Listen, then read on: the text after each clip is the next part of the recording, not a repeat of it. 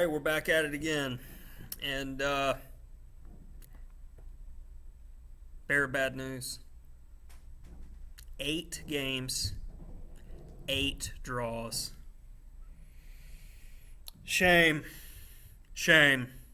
Shame. All right. So, let's go ahead and get started with this. I will say that Caruana did pull a surprise today. He deviated from his normal Rossalimo, and he was like, he had him today. He decided to go into it with the boss. Now, it's not a big surprise that Carlsen is going for Sveshnikov. He's played it as recently as the past couple years in key games, like against Geary in the Sickfield Cup, which we'll look at. But I would have found it a lot more interesting if he would have went for something like a Taimanov or, an accelerated dragon. But to each his own. Knight f6, knight c3, e5, and we'll have some cool traps to show you guys in the Sveshnikov today. So after d6, the move that Caruana played is a tricky move, which we'll look at. And it's a move I actually teach my students to play against Sveshnikov. I think it's good stuff. The main line is bishop g5. Now, the entire premise of this is for white is I want control over the d5 square. And something that you need to understand is if black can ever capture on d5, forcing the white pawn there, it in effect protects the weakness of d6, and then black's completely fine. And if this pawn moves, we're able to play f5. So also in the inverse, if we can play f5 and move this pawn, we can then play d5 and then fix the weakness of the pawn. So the entire everything, we'll say, about the Sveshnikov revolves around the d5 square and this weakness. So after bishop g5, we're looking at d5 via pinning the knight on f6, a6. Now we're threatening b4, so pins. And right here, we eliminate the knight so we can keep our knight on the nice post. And we see, for instance, c3. And now we are following a game between Geary and Carlsen. Notice he doesn't take with a pawn, he takes with a piece. Very important to understand this principle. Knight b4. And I'll run through these moves quickly. And it's a very solid position. And white's knight's so good, and now it's so gone. Rook takes. And this position fizzles relatively quickly, much like the World Championship games we've seen, as trades will take place. And the draw was agreed on move 31. I'm assuming they play by Sophia rules in that tournament. So going back, this point after bishop takes, the line that I've always liked here, if you're going to be playing the main line, is c4. Black can't really justify taking because then the knights are coordinated against the weaknesses. So knight c2 and then g3. And a lot of the time you can use the structure and play an early h4, which will prevent bishop g5, keeping this bishop bad for as long as possible. But in this game, it was bishop g2, bishop g5, castle, castle, support. And I like this position. It's flexible, you can play b3, queen d2, rook d1, and you're looking to drop your knight in at the right time. It's just, slightly better position. And also, you're always pressuring that guy. If you like playing this stuff, play it. So, going back to the main game with knight d5, now this is the reason I teach it to my students. One, you're setting immediate threats. Knight c7 check. Easy to understand. Black must react. He's got to eliminate the knight. Now, at this point, the number one move seen is knight e7. Carlsen played knight b8 in the game. Let's look at knight e7 first. Then you go c4. And the natural knee-jerk reaction of most people here is like, go away. No, pins. And if you take, I'm going to get your rook. So then the next natural reaction people have is, oh, bishop d7, pin the knight, win it, protect my rook, squish. That's it. That's all. You're done, son. Now, keep this in mind. This is how bad days start.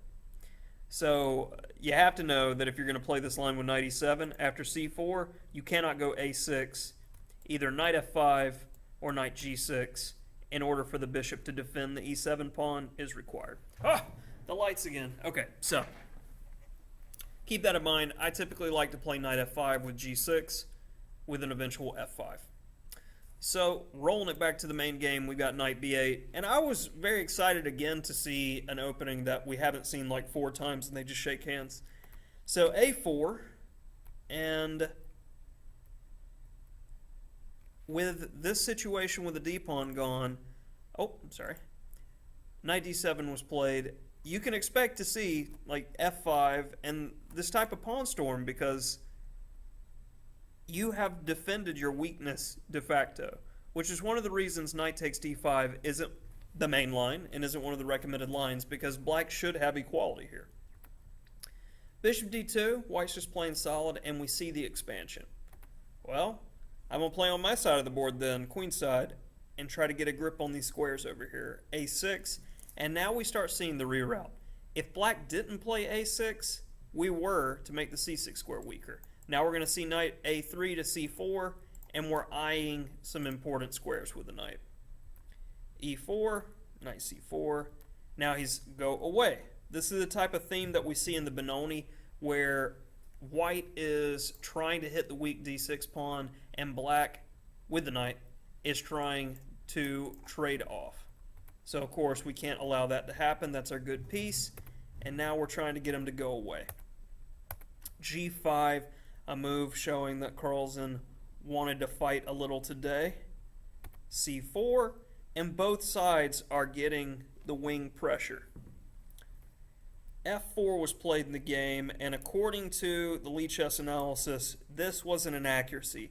The best move was considered knight d7, again trying to rid yourself of that knight that's like a bone in your throat.